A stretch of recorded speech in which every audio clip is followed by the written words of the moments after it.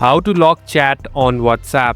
In this video, I'm going to show you how you can easily do this. First of all, open the application. So now we in this chat section.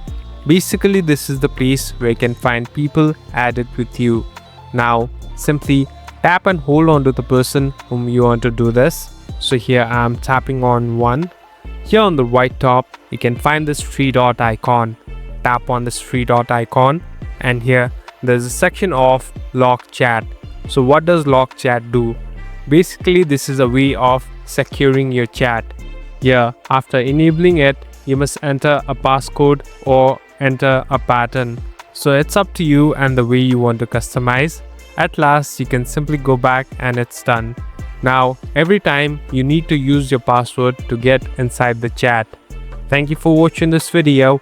I hope this video will help you.